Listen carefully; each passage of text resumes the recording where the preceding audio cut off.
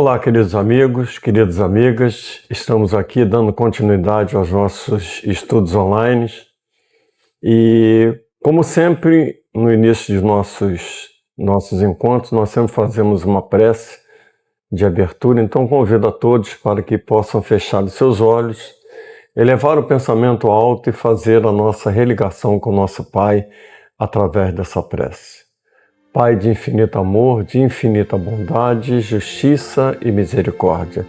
Amado e querido Mestre Jesus, a toda a equipe espiritual daqui da nossa amada e querida Casa Fake, reunidos conosco nesse dia, nos auxiliando nesse trabalho de divulgação do Evangelho de Jesus através da ótica espírita, para que de posse dessa nova realidade em nossas vidas, possamos sempre fazer o bom uso do nosso livre-arbítrio. Felizes então por esse momento, felizes pela oportunidade de levar o Evangelho de Jesus aos lares dos nossos amigos, companheiros aqui da nossa Casa Fake, é que humildemente pedimos permissão para darmos por iniciado esse nosso encontro, esse diálogo breve, dando todos juntos graças a Deus.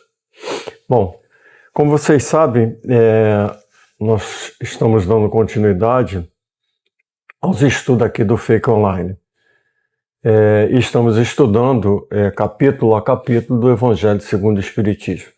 Nós estamos dando continuidade ao estudo do capítulo 17, que é Sede Perfeitos.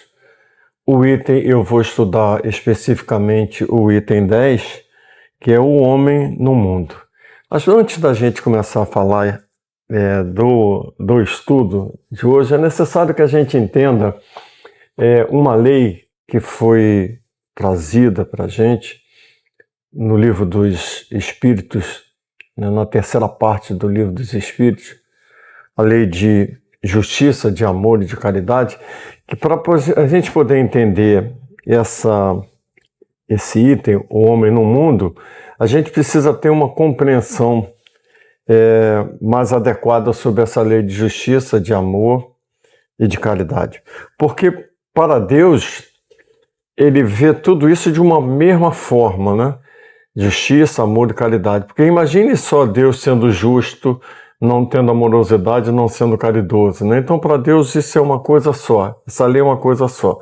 E para a gente precisa entender isso. Aliás, na época em que Jesus esteve aqui conosco, há mais de 2000 anos atrás, para o hebreu daquela época, a palavra tzedakah significava justamente isso, justiça, amor e caridade. Que para ele, se você perguntasse, se nós pudéssemos pedir para ele traduzir o que é amor, ele ia dizer para a gente tzedakah. O que é justiça? Tzedakah. O que é caridade? Tzedakah. Então, tzedakah para eles era amor, justiça e caridade.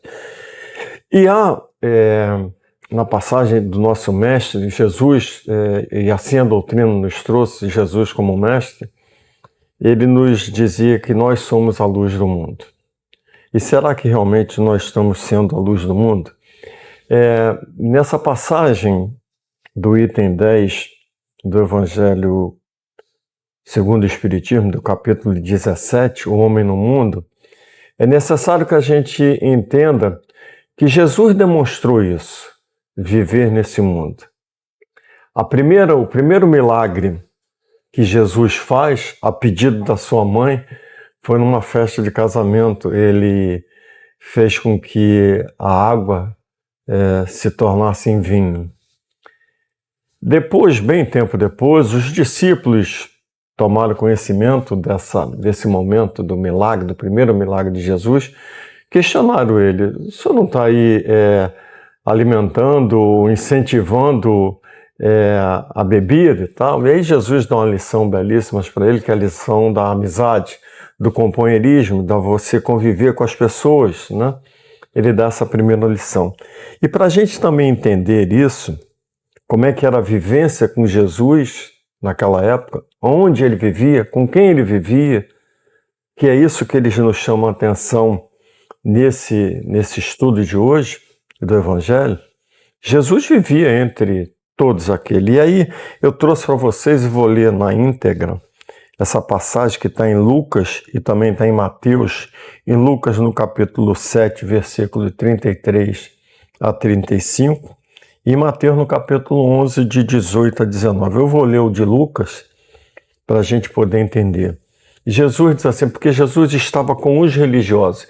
E essa mensagem do Evangelho é justamente para que nós, que nos colocamos como os religiosos, entendamos o verdadeiro sentimento de religiosidade, né? Que é essa proposta nesse item do Evangelho.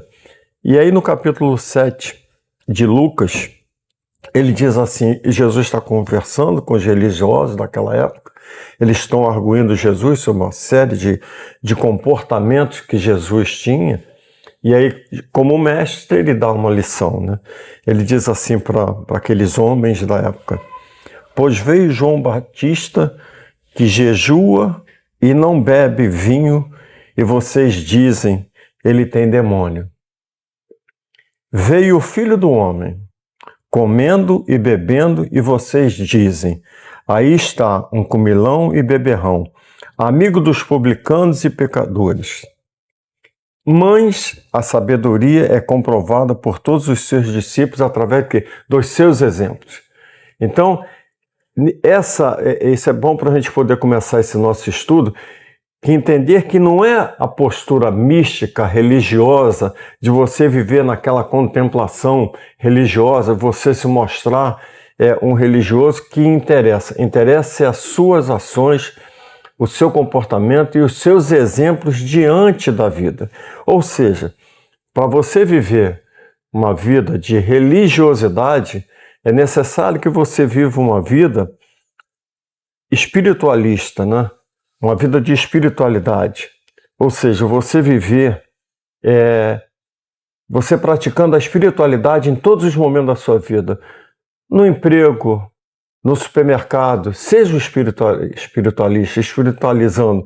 No supermercado, em qualquer ambiente que você for, viva com espiritualidade. Viva com espiritualidade dentro da sua residência, viva com espiritualidade dentro do seu trabalho, viva com espiritualidade dentro dos ambientes onde você estiver. Aí sim, isso é a verdadeira prática do sentimento de religiosidade, sendo que com amor, justiça e caridade. Eu, há muito tempo atrás, antes mesmo de estudar um pouco mais com profundidade o Espiritismo, eu conheci uma pessoa, antes mesmo de me tornar um apaixonado pela doutrina espírita, alguém que achou esse tesouro, né? Como o próprio Jesus nos ensinava em suas parábolas, um tesouro para a gente, a nós hoje, a doutrina espírita é esse tesouro que estava escondido e que a gente hoje busca o esclarecimento através dele. Eu conheci uma pessoa que era espírita e eu achava até assim uma coisa meio antipática, porque ele tinha aquela postura, sabe, daquele homem, e as pessoas diziam assim, ele é de centro de mesa, né? Naquela época, isso há muitos anos atrás, eu era jovem ainda, tinha lá meus 20 e poucos anos, por aí. E aí eu ficava olhando assim, aquela postura, sabe, aquele jeito, não se misturava com as pessoas, e ele era uma pessoa próxima da nossa família, e quando tinha as reuniões, as festas, ele sempre ficava apartado num canto, e eu fiquei sabendo que ele era um palestrante, que ele era um estudioso de alguns livros, e depois que eu comecei a buscar dentro do Espiritismo, a conhecer inclusive aqui a FEIC, e comecei a estudar sobre o Espiritismo, eu me aproximei mais ainda dele, porque sabia que ele era uma pessoa de conhecimento da doutrina espírita, e comecei a reparar, porque eu não tinha um contato constante com ele, comecei a reparar que ele tinha modificado aquela maneira como ele estava. E aí, eu até conversando com ele, falei, poxa, eu acho interessante você estar fazendo a tua reforma íntima, né?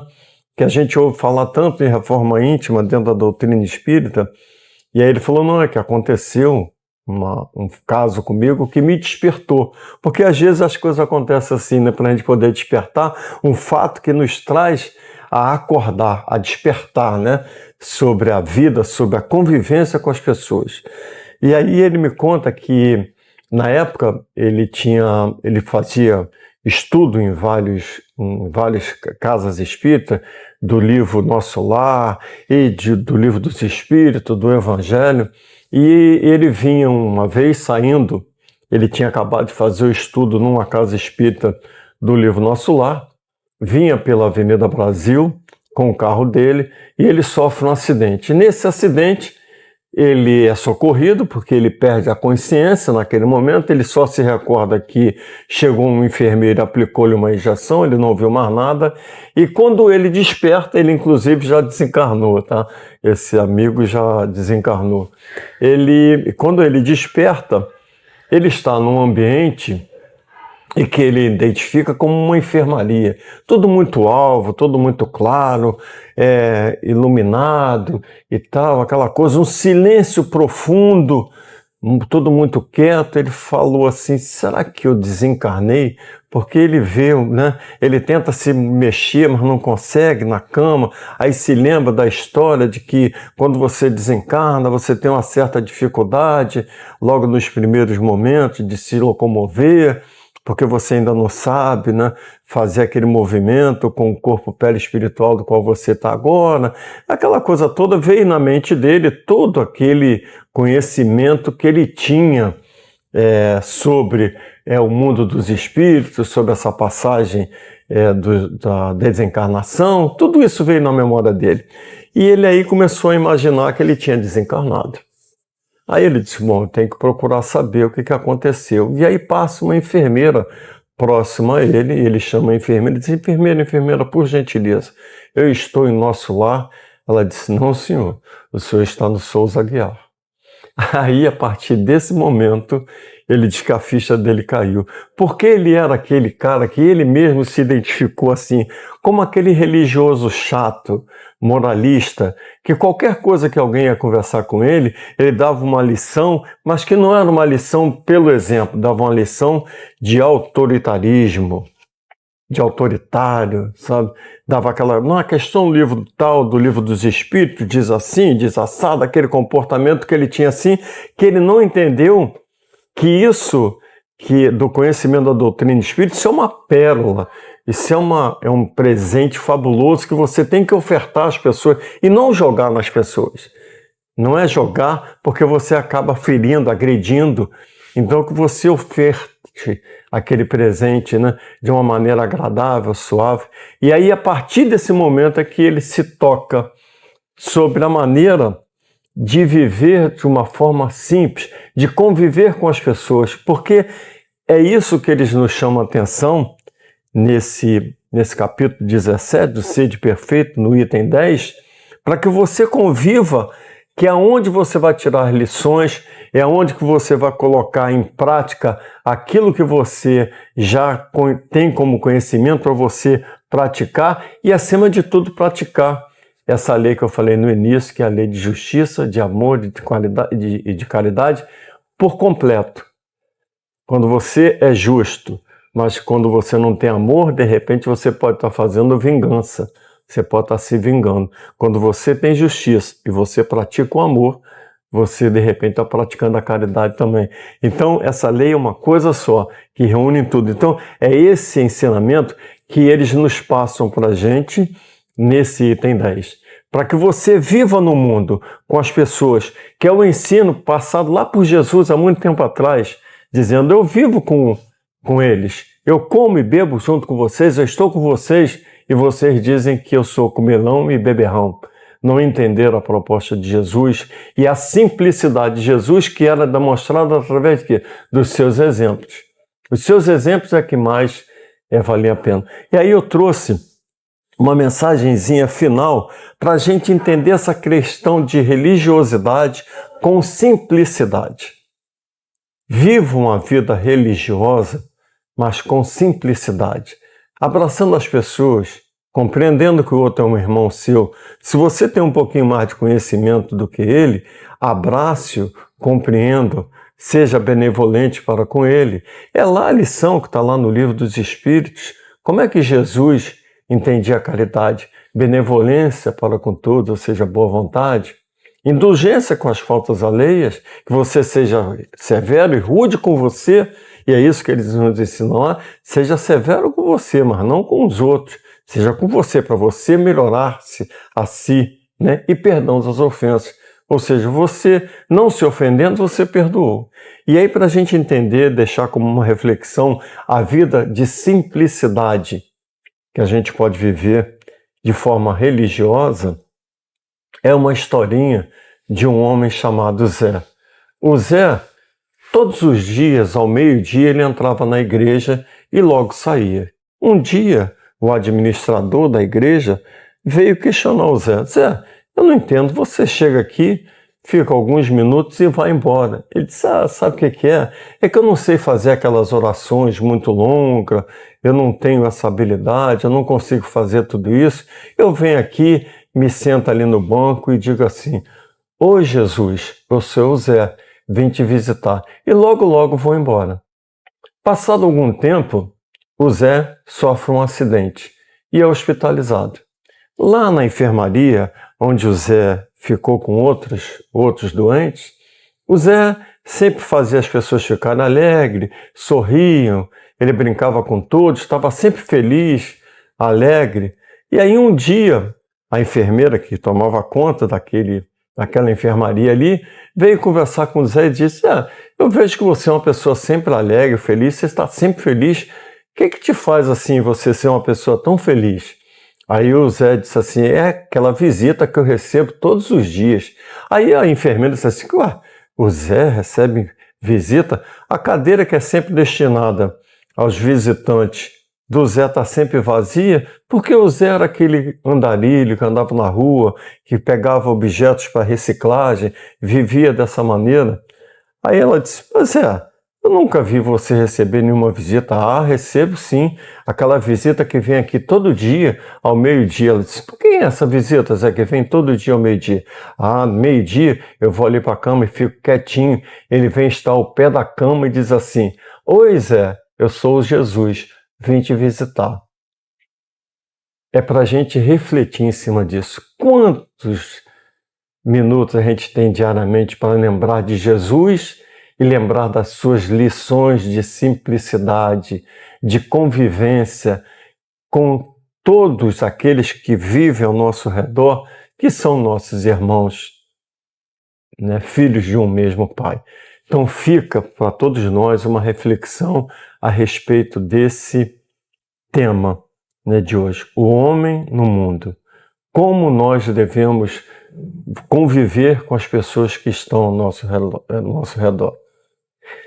Fica essa reflexão e uma análise para cada um de nós sobre o estudo do capítulo que nós fizemos hoje, o capítulo 17, do item 10.